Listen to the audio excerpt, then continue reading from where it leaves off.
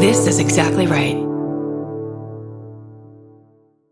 If audiobooks are your thing, or if you've been meaning to listen to more of them, you should check out a podcast called Earsay, the Audible and iHeart Audiobook Club, hosted by Cal Penn. Each episode spotlights standout audiobooks on Audible across all kinds of genres: sci-fi, comedy, romance, thrillers, and more, with Cal talking to guests who help break down what makes each story worth listening to. It's a fun, easy way to discover your next great audiobook. Check out Earsay on the iHeartRadio app, Apple Podcasts, or wherever you get your podcasts. Goodbye. The best time to think about home security is before you need it. That's exactly why there's Simply Safe. Traditional home security only alerts you after a break-in has already happened, and that's too late. Simply Safe is changing that. Simply Safe's U.S.-based live agents identify threats on your property and help deter them so intruders never get to your house. The system is customizable so you can build one that fits your home and your specific needs. The 24/7 professional monitoring is effective and affordable and won't lock you into a long-term contract. I think that's what's so scary for so many people is that long-term contract. And like, what if it turns out you don't like it or need it,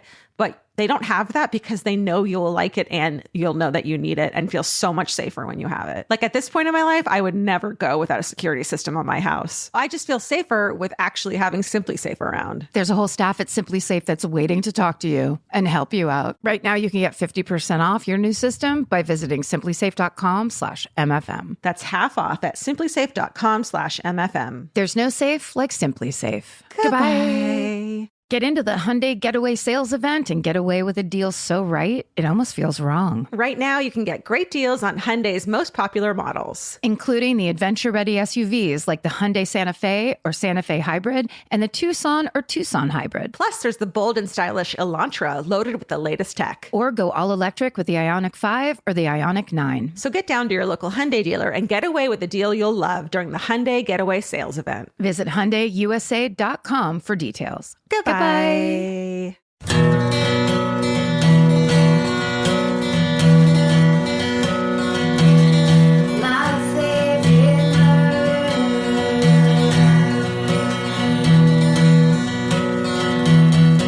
Hello. And welcome to my favorite murder, the Minisode. The Minisode from the quarantine. We're still doing it. Are you? Let's do it. It's you really fun. Should.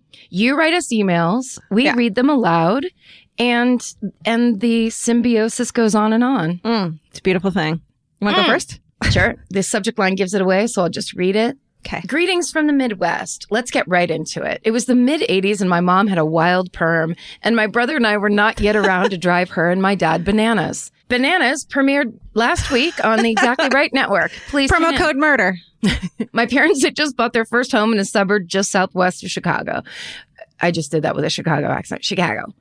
One day, the real estate agent that sold them their house showed up at their door with a dog and asked them if they wanted to keep it.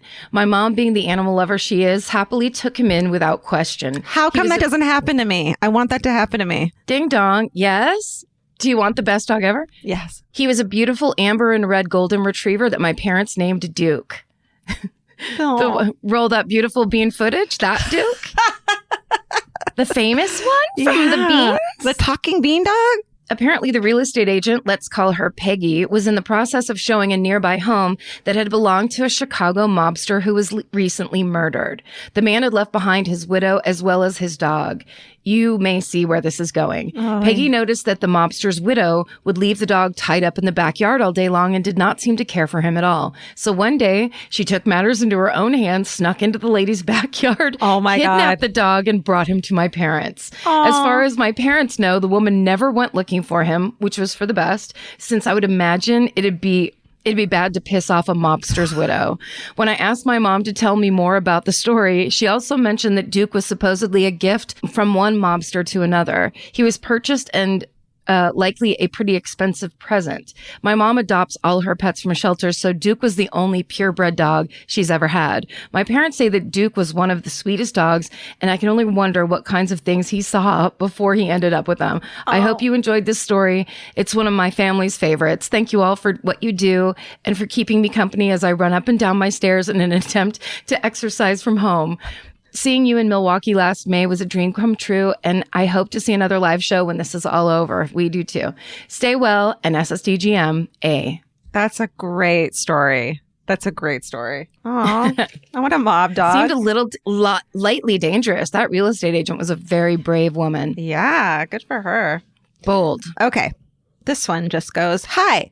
I just finished the latest episode about the Kent State Massacre. My husband is from Kent and his whole family has a connection to the university in one way or another. The first time I went back home with him, his mom was driving us around, showing us things in town. When we got to campus, she drove us to the now parking lot where the massacre happened and began to tell us her story of that day. But first, a meet cute. My mother-in-law was in the first nursing class at Kent State, and my father-in-law drove for the campus bus service. Several times a week, he drove the nursing students to Cleveland to complete training at a hospital there. After a few trips, he and my husband's mom hit it off and began dating. I'm not sure the amount of time they were dating before the massacre, but it was enough time that he knew her family well and had been to her parents' house many times. On the day of the massacre, tensions on campus were high, and my mother-in-law was in her dorm just behind the hill where the shooting took place. She watched from her window as students came pouring over the hill following the gunshots. She then got the order that everyone had to be off campus immediately and got a ride back to Cleveland to her parents' house with some people from her dorm. This whole time, she knew that my father-in-law was somewhere on campus but had not been able to get a hold of him all day. She worried as she sat at her parents' house, not knowing if he was okay or not. As they were getting ready to eat dinner, a bus pulled onto the suburban neighborhood street where her parents lived. She was relieved as my father-in-law got out of the bus and exhaustedly sat down to dinner with them. Turns out, as soon as he heard about the evacuation order, he began filling up the campus bus with students and drove back and forth to Cleveland all day. Oh, It's about, no. I know, it's about a 45-minute drive to get students to the airport and other safe places they needed to go. The whole family was so relieved to see that bus when it pulled up on that little neighborhood street. This story struck me in this time that we are seeing how people who do jobs we normally wouldn't stop to think about can be realized as essential in the wake of a tragedy.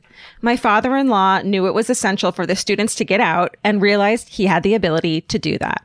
He kept working for the campus bus service and eventually went on to run it for a few years. He and my mother-in-law have spent the rest of their lives in Kent and raised 4 kids who all went to Kent State. Not a May 4th goes by that my husband doesn't take a moment to recognize what an important part of history that day is, even though it happened before he was born. Stay sexy and flirt with your bus driver, Rachel. Oh, I love that. That's so good. Oh, I know. So good. Look for the helpers, everyone, as Mr. Rogers said. Also, it's just one thing of like they don't know where he is. And then the fact that he's safe, A, and then B, just spent his day being a hero. And then the like, that's huge awesome. bus on a tiny street just fucking rolls up. The neighbor's like, what is happening?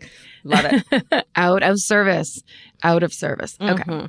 This one just says hometown story. Hello, all. I grew up in a small suburb in North Carolina, and when I was a sophomore in high school, a man named Pazuzu Algarad was arrested after the bodies of 2 men were found buried in his backyard. Oh. Pazuzu, formerly John Alexander Lawson, sorry.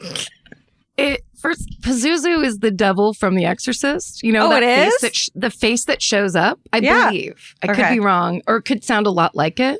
Steven, if you want to back me up. You know that part where it's like all those things are flashing and then there's that insanely scary face? It's the demon Pazuzu, I believe. But then the idea that he had the plainest name, like clearly names are important to him. I wasn't going to make fun of the name, but then when I realized he made it up, then I was like... He's trying to be scary. It's supposed to be a scary demon name, I think, if I'm right. Steven? It's correct, yeah. Is the main antagonist in the Exorcist horror novel and film series. Pazuzu. Pazuzu. Pazuzu, formerly John Alexander Lawson, was born in San Francisco, but he and his mom moved to Clemens when he was 2. He supposedly had a pretty normal childhood, but started drinking regularly at 13. Hey. He went to my high school, but repeated 9th grade once and then dropped out. At some point, he was diagnosed with schizophrenia and agoraphobia, but his mom gave up on trying to get him to go to therapy. When he was in his early 20s, he legally changed his name to... Sorry. Karen. It's also the stupidest name. Like, Pazuzu sounds like a 20s tap dancer. Yeah. It's not scary. It doesn't scare me. Okay. What if behind you we see his face pop up and it's like, Karen, don't turn... Stop saying that, Karen. Just drop straight into hell. Okay. When he was in his 20s, he legally changed his name to Pazuzu Algarad. And after a demon... Oh, sorry. I read this already. I said that like I thought of it myself. It's right here. Steven, sorry. Cut that part out. No, leave it all. I love it. Please. Okay, he changed his name to Pazuzu Algarad after a demon in The Exorcist. I didn't realize the one in The Exorcist had a last name, too, a Christian name. He filed his teeth into points and got tattoos on his face, and apparently openly told people that he made animal sacrifices and that he could control the weather. I also read that he didn't bathe or brush his teeth. It's hard to when they're just those little points. So I'm sure he was a joy to be around. He eventually gained somewhat of a following and even had 2 fiancés.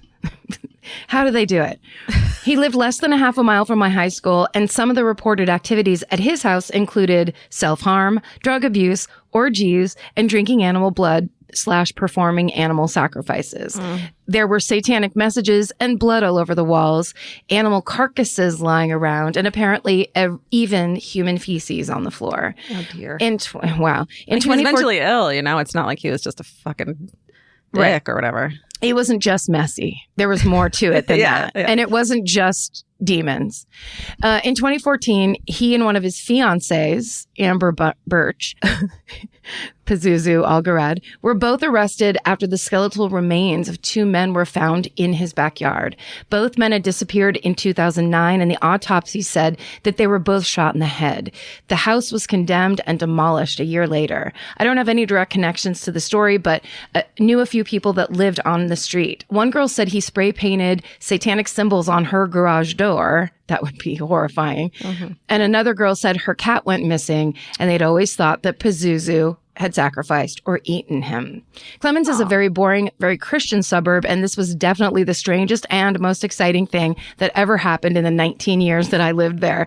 A little over a year after his arrest, Pazuzu was found dead in his cell at Central Prison in Raleigh.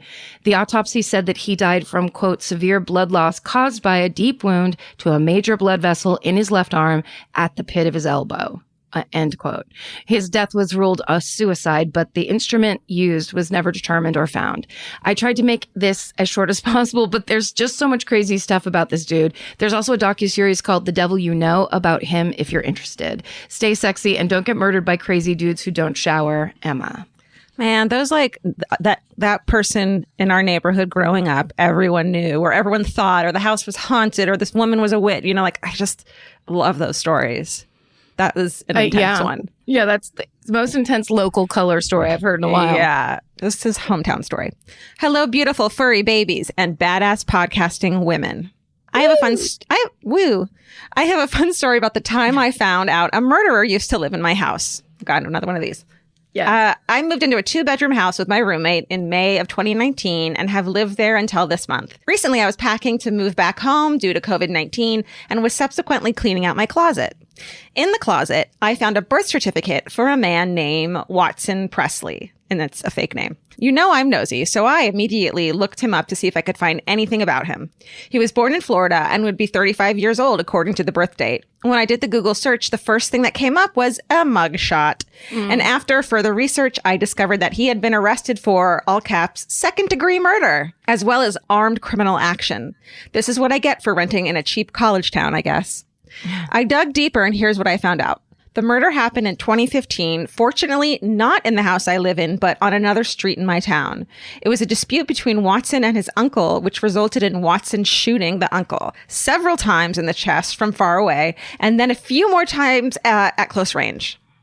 The murder occurred back in 2015, so I was curious how his birth certificate had gotten into my house and if he'd been in my room.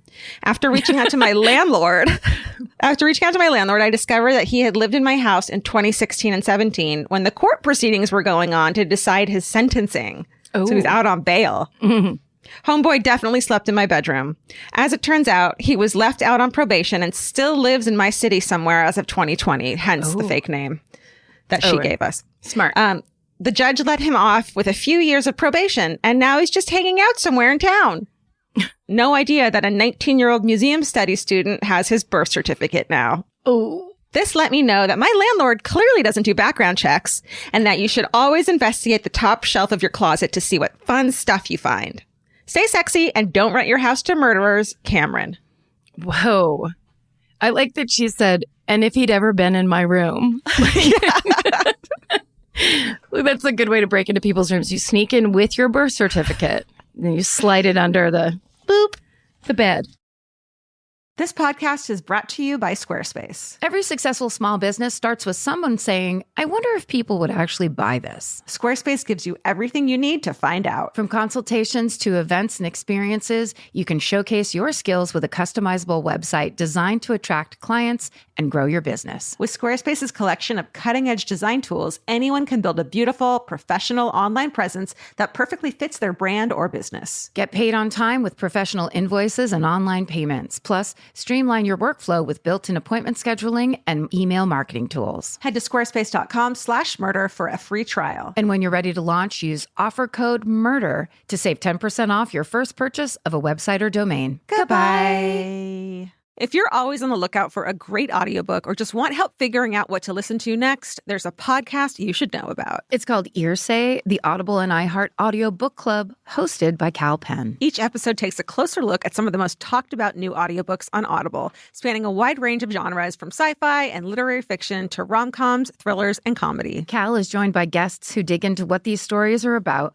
what makes them stand out as audiobooks, and why they're connecting with listeners right now. If you're looking for your next listen, this is a great place to start. Listen to Earsay, the Audible and iHeart Audiobook Club on the iHeartRadio app, Apple Podcasts, or wherever you get your podcasts. Goodbye. The best time to think about home security is before you need it. That's exactly why there's Simply Safe. Traditional home security only alerts you after a break-in has already happened, and that's too late. Simply Safe is changing that. Simply Safe's U.S.-based live agents identify threats on your property and help deter them so intruders never get to your house. The system is customizable so you can build one that fits your home and your specific needs. The 24/7 professional monitoring is effective and affordable and won't lock you into a long-term contract. I think that's what's so scary for so many people is that long-term contract. And like, what if it turns out you don't like it or need it, but they don't have that because they know you'll like it and you'll know that you need it and feel so much safer when you have it. Like at this point in my life, I would never go without a security system on my house. I just feel safer with actually having Simply Safe around. There's a whole staff at Simply Safe that's waiting to talk to you and help you out. Right now, you can get 50% off your new system by visiting simplysafe.com/MFM. That's half off at simplysafe.com/MFM. There's no safe like Simply Safe. Goodbye.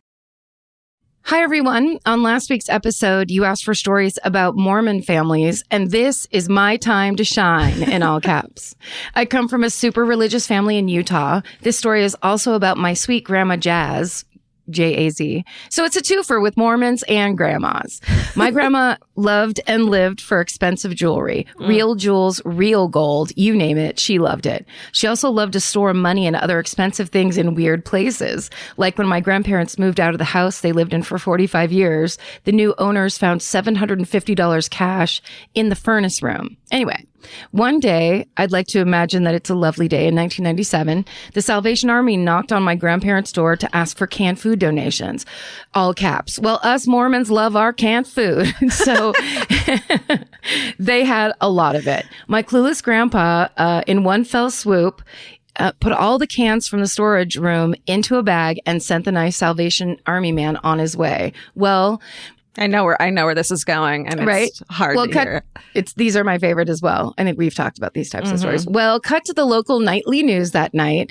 There was news story that someone had accidentally donated an empty can of Campbell's Chunky Soup full of thousands of dollars worth of jewels.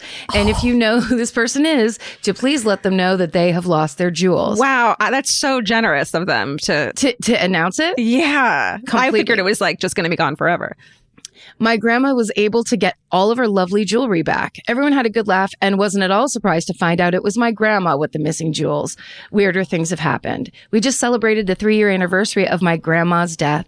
I thought that telling the story would be a great way to remember her, although she probably wouldn't listen to your podcast because of all the F words. Fair enough. Absolutely. I know she would love that I'm telling this story. She was one special lady.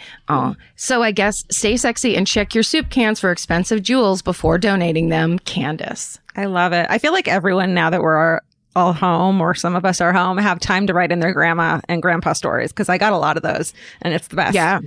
And maybe time to call them if they are lucky enough to call them on the phone and ask them questions. That's right. Okay. This one I want to tell you the name of it because it's just so funny. And Guten Tag. I I live on a pretty crowded street in Philadelphia where the porch to my home is pretty accessible. We have steps leading up to it, but no gate. For about 7 or more months, the most bizarre thing had been occurring on this porch. My roommates and I would come home from work and discover a single piece of lasagna noodle perfectly placed on either our porch couch or table. Not multiple pieces, not a random pile of trash, a single noodle. My roommates thought it was like a funny neighborhood kid at first, and I was not amused. I was very creeped out that someone had walked onto our porch and done something so harmless yet powerful.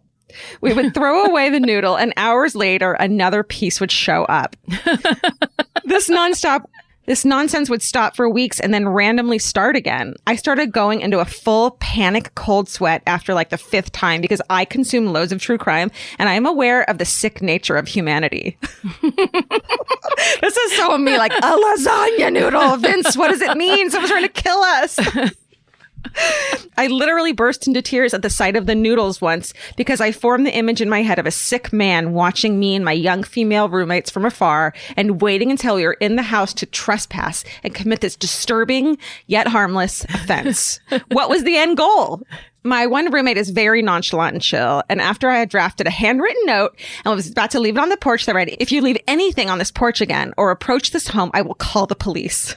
My roommate was amused at how scared I was and insisted it was simply the squirrels, probably just dropping food.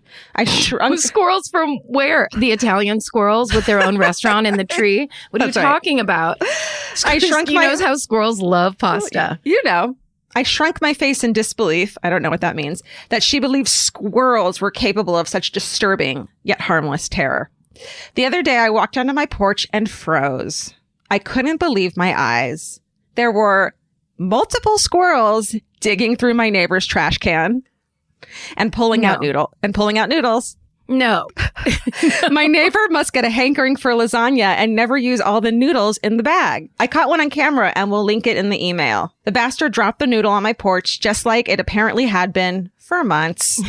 Anyway, the idea that some pervert is actually still watching and waiting to drop raw pasta on my porch still lingers in my mind. Attached are random pics throughout the months of the placed noodles and then the bastard squirrels, SSDGM. And that was called Lasagna Squirrel. What if the pervert is actually watching the squirrels and he's even more perverted than you think he is because he's not even into you. Yeah. He's into like squirrel feeding, like squirrel sneaking. Squirrels and carbs. Disgusting portion of the internet. Squirrel pranks.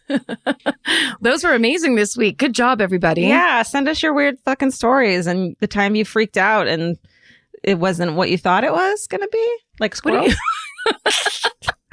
I don't know. Do that for sure. And whatever else you want. But also stay sexy. And don't get murdered. Goodbye. Elvis, do you want a cookie?